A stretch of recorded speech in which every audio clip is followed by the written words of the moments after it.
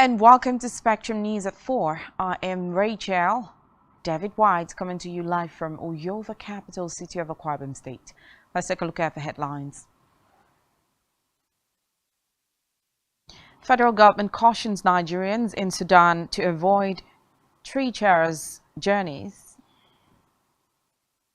Medical prac loss. U.S. President Joe Biden launches 2024 re-election campaign. We'll bring you details of the stories and more in a moment.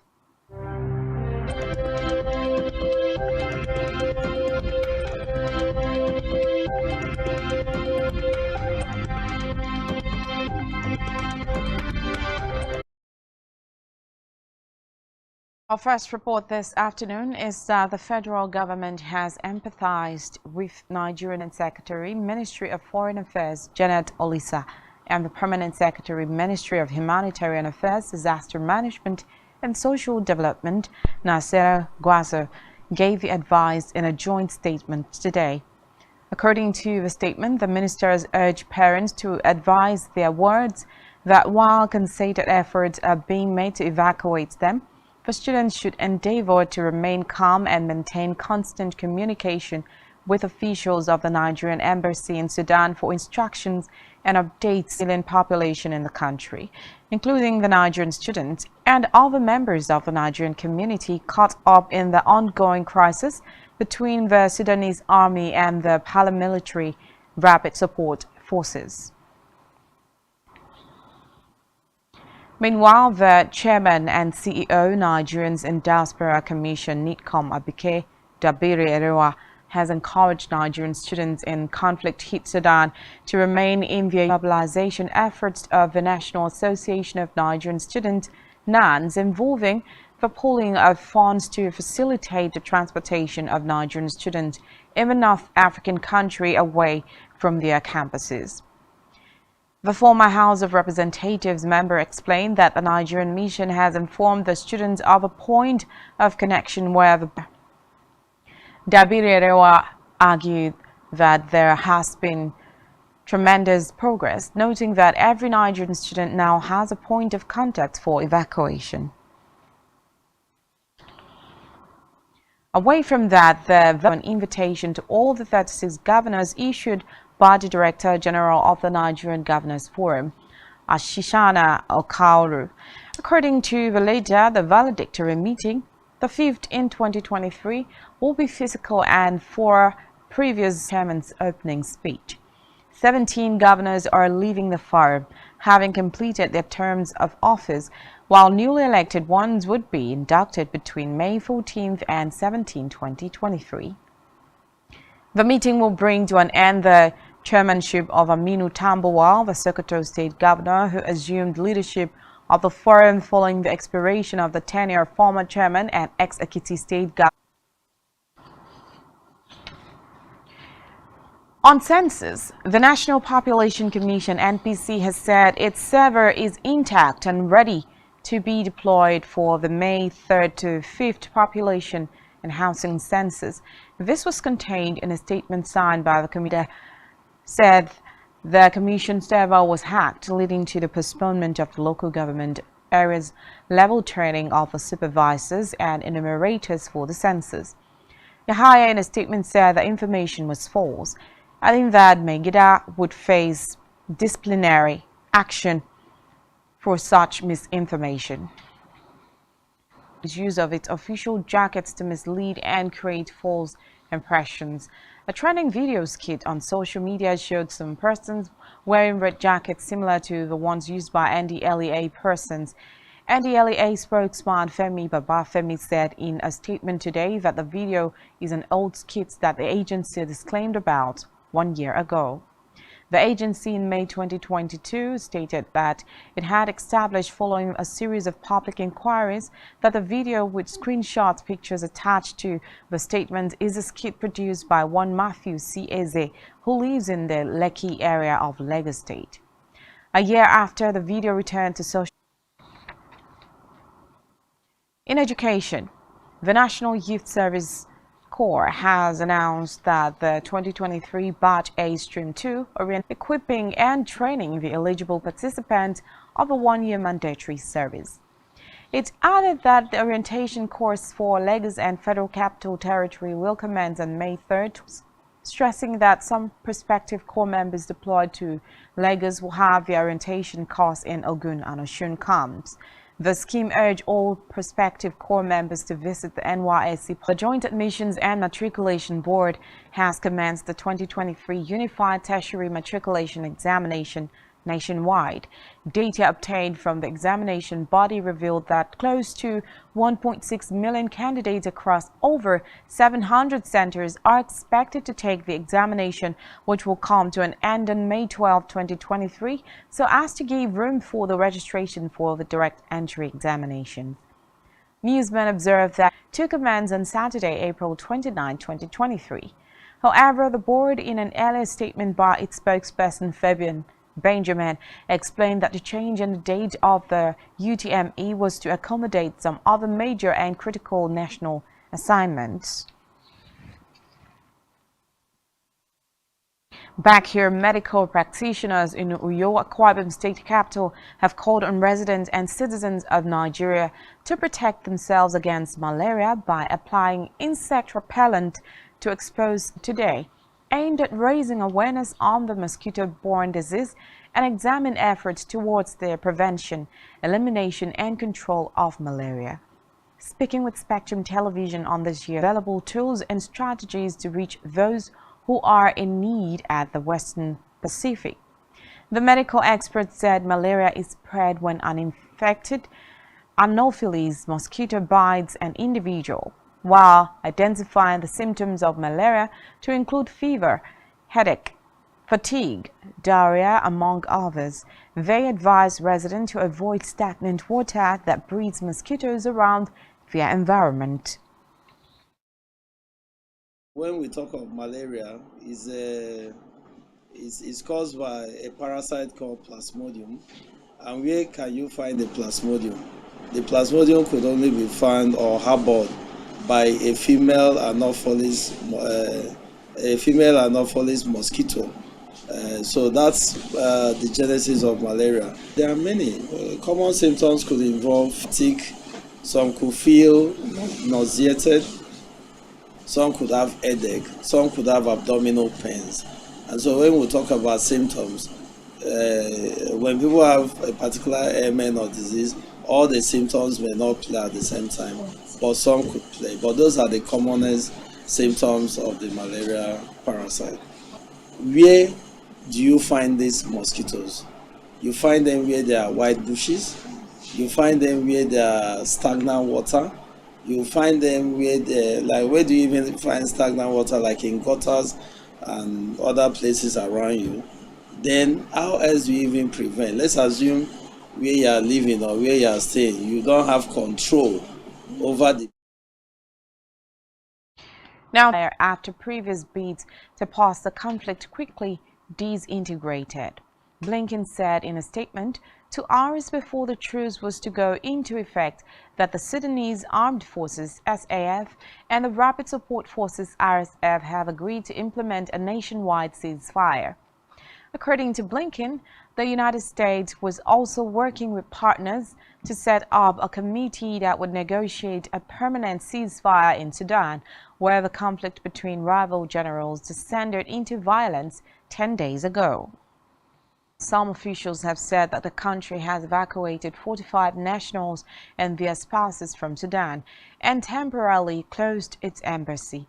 Kashida said a total of 45 people took off from eastern Sudan for Djibouti in the C-2 transport aircraft dispatched by Japanese troops. According to him, 4 other Japanese had also been able to travel from Sudan to Djibouti and Ethiopia with help from France and international organizations. He noted that another 8 Japanese had left from Sudan also with French help, adding that the country has set up a liaison office in Djibouti to continue helping the remaining Japanese in Sudan to evacuate. Has formally launched his 2024 re-election campaign today.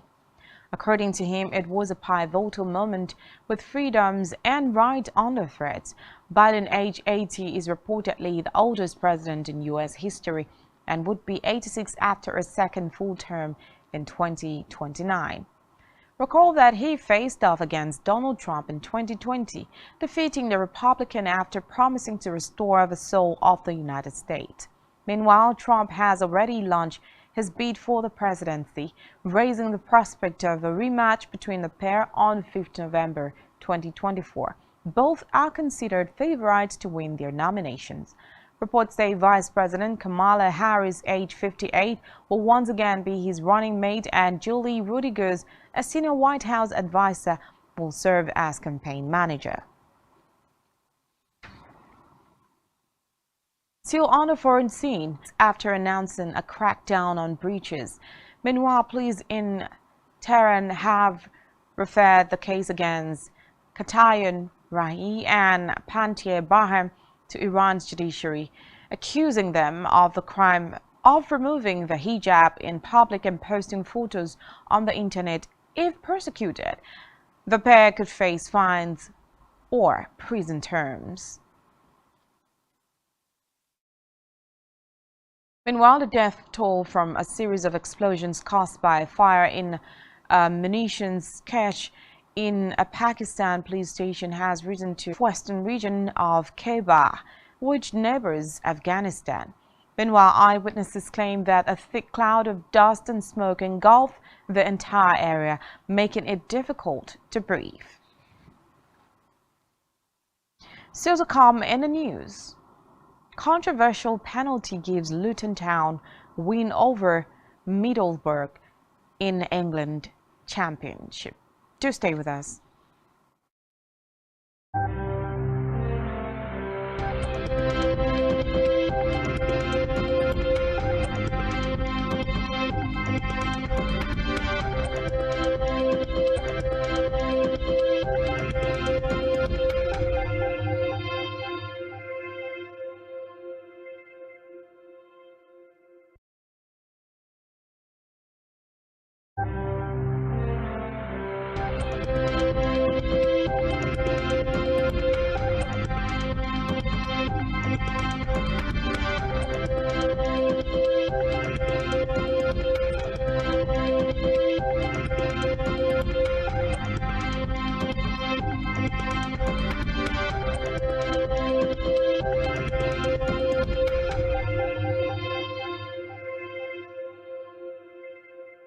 Many thanks for staying with us. Welcome back. On our business news, the chairman of Shell companies in Nigeria, Osaje Okubo, has said Nigeria has lost an opportunity to produce and sell about 65,700,000 barrels of oil in the last 1 year due to issues bordering on pipe held in Abuja.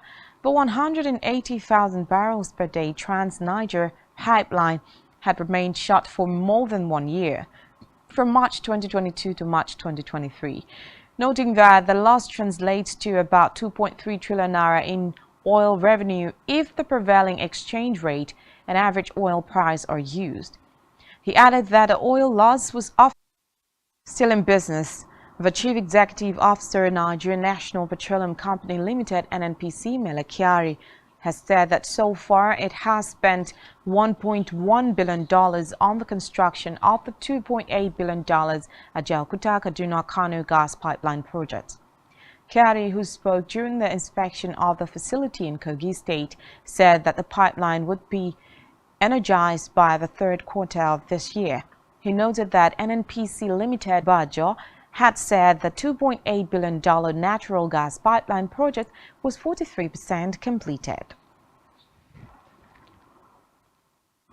In health, the chairman of the Pharmaceutical Society of Nigeria (PSN) Lagos chapter, Bolagade Iyola, said despite a series of intervention programs against the malaria epidemic in recent times, Nigeria's estimated cost for an individual to treat uncomplicated malaria in Nigeria ranges from approximately 700 naira to 3,000 naira, depending on the type of treatment and the healthcare facility visited. Viola noted that the cost for treating complicated malaria could be significantly higher, ranging from 20,000 naira to 6,000 thousand naira or more. A consultant pharmacist said that government spends approximately 50 to 60% of its healthcare budget on malaria control, prevention and treatment, adding that malaria reduces productivity, increases healthcare costs, and affects tourism and foreign investment in the country. Still in health, a consultant and surgeon of ear, nose and throat, Dr. Olanrewaju Idris, has advised individuals that snore to seek medical. Idris, who works at the University of Ilorin Teaching Hospital, Kwara State, said this during an interview with newsmen. He urged those that snore to seek medical evaluation from medical experts that can prescribe the best form of treatment to them. The medical consultant noted that treatment for snoring is individualized, adding that some people might need lifestyle modification to address the condition depending on the cause. In sport, Luton Town claimed a controversial victory over championship play-off rivals Middleworth Road, with Cameroon Archer scoring a cool opener to put Michael Carrick's side ahead. Luton hit back through Tom Lockyer's header after the break, before Carlton Morris scored from the spot after appearing to fall with minimal contact from Borough keeper Zach Stephen while trying to round him. Luton's win, the first time they have won 5 consecutive home games since December 20. However, the haters will be preparing for the playoffs, knowing that a Sheffield United victory against West Brom on Wednesday will see the Blades join Burnley in the Premier. And still in sports, Federation of International Football Association (FIFA) has received 4 bids to host the Women's World Cup in 2027, according to FIFA Secretary General Fatma Samora. Countries had to submit their full bids by 19 May, and the host will be chosen by the FIFA Congress via public voting on 17 May 2024. Meanwhile, the 2023 World Cup is set to take place in Australia and New Zealand between 20th July. Old actor from Canada tragically passed away while undergoing surgeries to emulate the appearance of Jimin, a singer from the popular K-pop group BTS. According to report, the actor underwent cosmetic procedures costing $220,000 in an effort to portray the K-pop star for a streaming network in the United States. However, Von Colucci suffered complications from the surgeries and succumbed to them at a hospital in South Korea. Eric Blake, his publicist, shared with the Daily Mail that Von Colucci had moved from Canada to South Korea in 2019 with aspirations of making a career in the music industry. Still in entertainment, the arrest of Davies was accused of blackmailing and leaking intimate videos of Njama several months ago. The police chief discloses during a press conference in Liberia, saying that Davies is a well-known scammer who specifically preys on wealthy women, lures them into romantic relationships. For information should visit the Liberian police station to register their complaints to ensure the suspect does not go with impunity.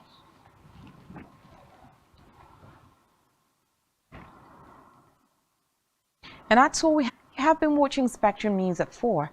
I am Rachel David White. Good afternoon.